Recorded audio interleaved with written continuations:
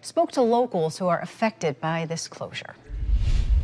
Nina, many people I know personally are sad to see the fabric store go because many will lose their jobs, and Joann is also a gateway for people to get into arts and crafts. Joann's definitely served a purpose in the crafting community, and I think it's a shame. For Judy Summerfield Fox, the news is a bit personal. Look at this pattern and go, ooh, I want to make that with what I have at home. She says going to Joann with her mother-in-law kickstarted a new career.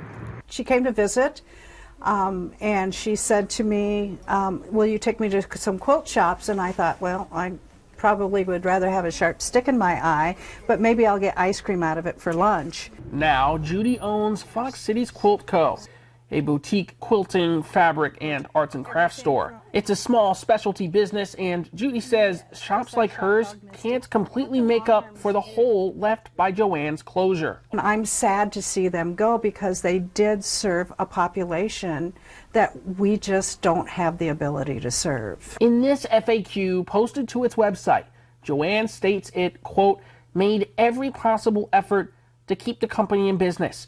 But after no one stepped up to run its stores, it declared bankruptcy and is going out of business after more than 80 years, affecting thousands of employees, including sewers, who are now in the market for a new job. These individuals are hard to come by. They're usually working, but the skilled trades are becoming more and more important, especially with manufacturing going to more automation. So individuals who can sew. Dave Freilich is a workforce management expert with Express Employment Professionals in Appleton and says he's already reached out to current employees who will be impacted in an effort to help them find similar work in the Fox Valley. Kind of saw the same thing on Facebook where Joann Fabrics is closing. I know they typically staff retail individuals, but then also sewers.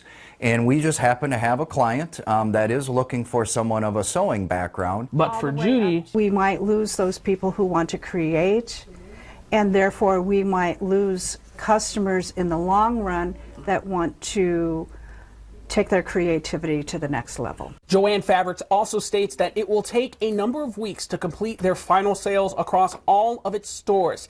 But it's not clear when the Joann's Appleton location will close. I reached out to the company for further information, but I have not heard back yet. In Appleton, Noah Cornelius, NBC 26. The winter warm-up continued today. Not record-breaking temperatures like yesterday, but now there's a chance for some snow tomorrow.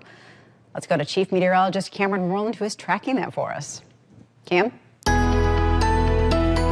Nina, after another sunny day with highs in the 40s to around 50 degrees, we are now looking at clear skies and temperatures that are still considered pretty warm for this time of day, this time of year, mainly in the 40s. You can see we've got lots of little moons out there across the state of Wisconsin. That means it is currently dry and clear, but the radar shows a large area of precipitation moving east into Minnesota from the Dakotas. That'll be here later on tonight, and it'll come in various forms. Some rain, sleet, freezing rain, and snow, all possible.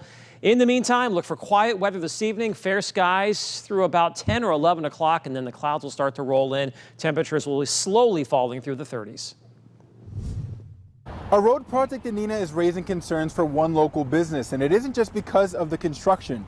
I'm your Nina neighborhood reporter Ezekiel Telemanco with the details.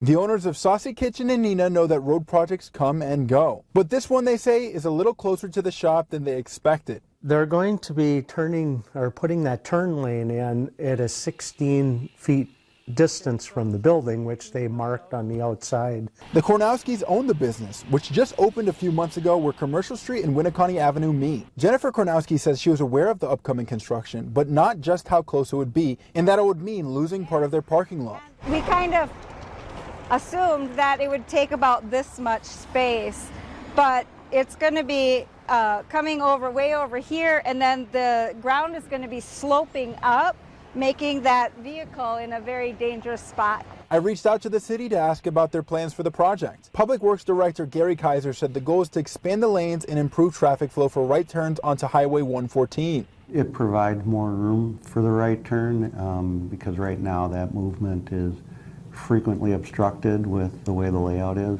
Kaiser also says safety won't be an issue despite the proximity to the business. The actual turn lane is farther away than that because we have a grading area, we have sidewalk, we have a narrow terrace, and then we have the turn lane, so there's more distance there. However, the Kornowskis aren't convinced. It's going to be a very tight turn for somebody to come around the building and exit. I think some new planning ideas need to happen. It's unclear when construction will begin. Kaiser says the city is still negotiating with the landowner, though the city plans to buy the land. Kaiser tells me that when the land is bought, the project will take a little more than a month to complete, but they're still planning on the project starting in April.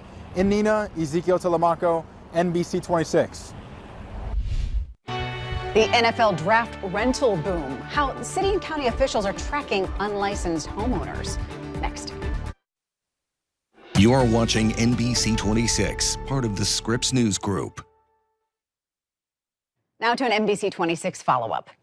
We told you the city of Green Bay is sending warning letters, so homeowners listing their property for short-term rentals, they need to file for the proper permit or face some steep fines. Filing for short-term rental permits in Green Bay will cost you about $1,000, but the city of Green Bay and Brown County want you to know if you're thinking about skirting the short-term rental permits, think again. They have a way to crack down unlicensed property owners. We have is some software that scrubs looking for advertising on Airbnb, home sites like that, Marketplace. Brown County Public Health will find out. We have computer software. It finds all the properties that are being listed online. You can face fines up to $2,500 from the county and $75 per day from the city until you've been approved for a permit. It takes about $1,000 again to file for both permits initially, and then it takes up to 2 weeks to get your license after you apply.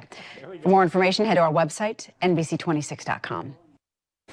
Teaming up to create a unique taste of Titletown.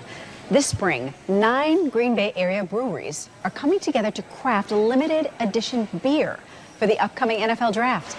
Today at Badger State Brewery, beer makers introduced the 8th Round Downtown Pale Ale, which they describe as hoppy and refreshing, hazy pale ale with a blend of grapefruit, pine, and peach flavors. Everybody is just happy to participate and, give something to everybody visiting Green Bay in April to kind of enjoy and maybe bring them out to our tap rooms.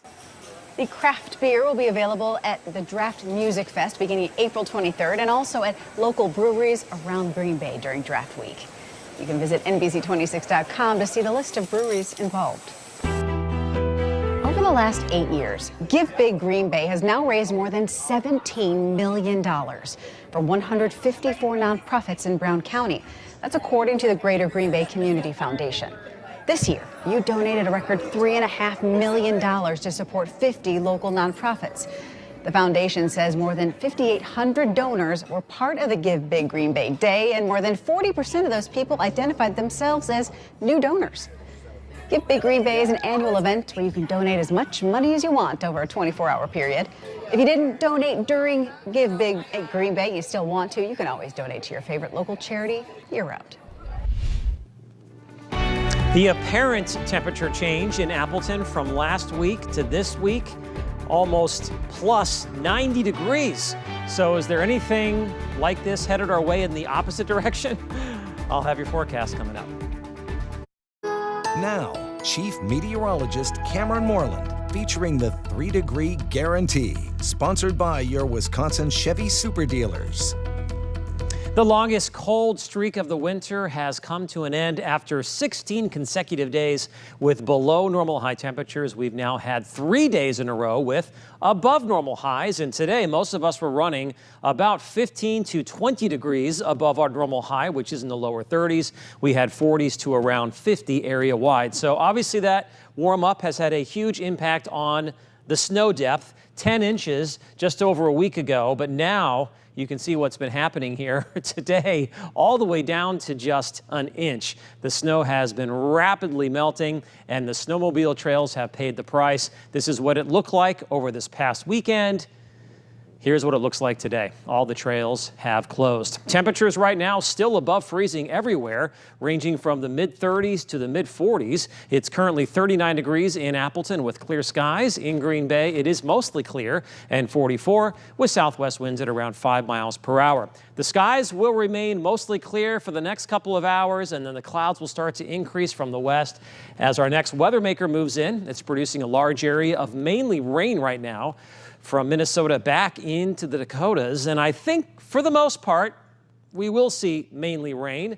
The high-res future radar shows it pushing in late tonight and continuing into tomorrow. Having said that, I think there are going to be some pockets of sleet, freezing rain, and snow from time to time late tonight into tomorrow morning. And that wintry mix could produce some slippery roads across northeast Wisconsin tonight into tomorrow morning. So just keep that in mind as you head off to work and school Wednesday. Here's a look at the satellite high pressure, which gave us the record highs yesterday and lots of sunshine today. Now pulling away to the east, we've got our next weather maker moving in. It's going to give us that wintry mix tonight into tomorrow, but also cool us down. We had upper 40s to around 50 today. Behind the system with northwest winds, we will see temperatures only in the lower 40s tomorrow and then even cooler on Thursday. But that cooler weather is still well above normal. You can see our normal high is now at 32 degrees. On Thursday,